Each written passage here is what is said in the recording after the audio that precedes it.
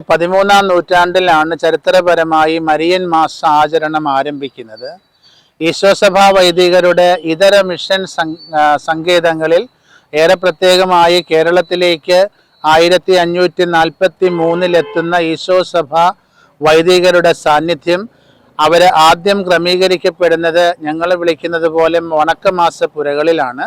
ഒരു മെയ് മാസ ആചരണം കുട്ടികളുടെയും അതുപോലെ തന്നെ മുതിർന്നവരുടെയുമായൊരു സാന്നിധ്യത്തിലൂടെ തുടങ്ങി വയ്ക്കുകയായിരുന്നു. അർത്തുങ്കലിനെ സംബന്ധിച്ചിടത്തോളം ഇതൊരു വിശ്വാസ കൂട്ടായ്മയായി 1581 ഒരു വണക്കമാസ പുരയിൽ നിന്ന് ഒരു ഇടവകയുടെ കൂട്ടായ്മയിലേക്ക് വളരുവാൻ സാധിച്ചത് എനിക്ക് വളരെ ശ്രദ്ധയോടെ പറയാൻ പറ്റും.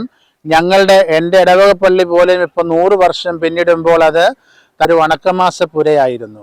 അങ്ങനെയാണ് അർത്തുങ്കലിൻ്റെ ചരിത്രം 1581 സെന്റ് അന്ത്രയ മിഷന്റെ ഭാഗമായിരുന്നതുകൊണ്ട് വിശുദ്ധ അന്ത്രയോസ് ലീഹായുടെ നാമത്തിൽ ഒരു പള്ളി രൂപപ്പെടുന്നത്. ഇന്ന് അർത്തുങ്കൽ ഇടവകയ്ക്ക് 1800 പരം വീടുകളും ഇതിൻ്റെ ഒരു സബ്സ്റ്റേഷന് 540 പരം വീടുകളുമായി 2300 വീടുകളോടെ ഇത് പുരോഗമിക്കുമ്പോൾ ഈ മെയ് മാസവും നമുക്ക് ഇതുമായി ബന്ധപ്പെട്ട 2 വണക്കമാസ പുരകളുണ്ട്.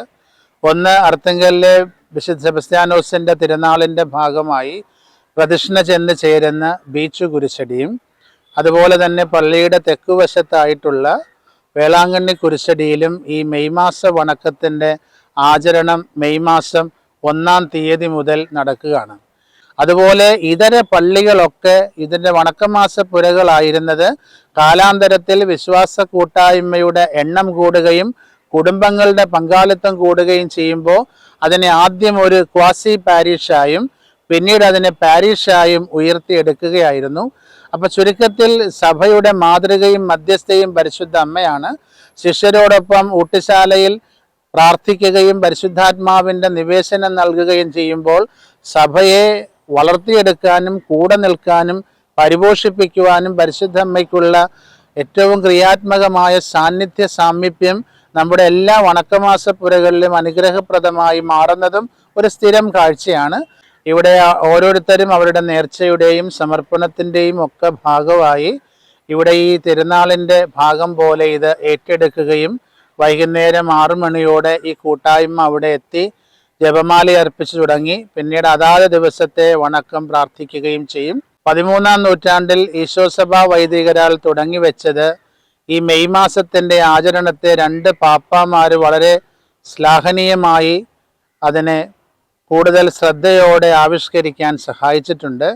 അത് പിയൂസ് 7-ാമൻ മാർപ്പാപ്പ 1815 അതുപോലെ 12-ാം പിയൂസ് മാർപ്പാപ്പ 1946 ഈ മാസത്തെ ഒരു മരിയൻ മാസമായി പ്രഖ്യാപിക്കുകയും ഈ വണക്കമാസത്തെ പ്രോത്സാഹിപ്പിക്കുകയും ചെയ്തിട്ടുണ്ട്. ചുരുക്കം ചില സ്ഥലങ്ങളിൽ വളരെ ആഘോഷമായിട്ട് തന്നെ ഈ മരിയൻ മാസത്തെ ആഘോഷിക്കുന്നുണ്ട്. എല്ലാത്തിലും ഉപരിയായി ജപമാല ചൊല്ലി തുടങ്ങുന്ന വണക്കമാസ ആചരണം അത് സുതൻ്റെ ദിവ്യരഹസ്യങ്ങൾ ധ്യാനിക്കാനുള്ള കൂട്ടായ്മയുടെ ഒരു പ്രബലമായ പ്രകടനമായും ഒരു സാധ്യതയായും കാണുന്നതിൽ ഏറെ സന്തോഷവും അതുപോലെ തന്നെ അഭിമാനവും തോന്നുകയാണ്. ഇതിൻ്റെ ഒരു സാമൂഹിക പശ്ചാത്തലം മനസ്സിലായത് കുട്ടികളുടെ അവധിക്കാലമായതുകൊണ്ട് ഈ പ്രാർത്ഥനാഞ്ജലിയിൽ കുട്ടികളൊക്കെ പങ്കെടുക്കുന്നത് നമുക്ക് മനസ്സിലാവും.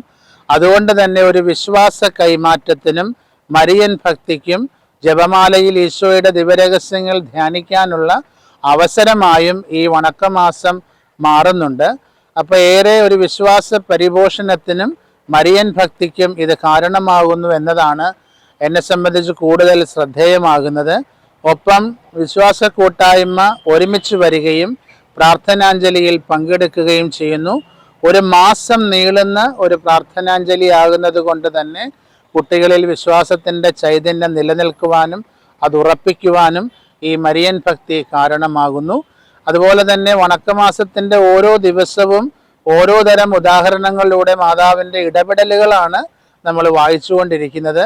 അതുകൊണ്ട് സജീവമായ മരിയ സാന്നിധ്യം വിശ്വാസികളുടെ ജീവിതത്തിൽ ഉണ്ടെന്ന് മനസ്സിലാക്കാനും ഈ മാസത്തിൻ്റെ ആചരണം സഹായിക്കുന്നു.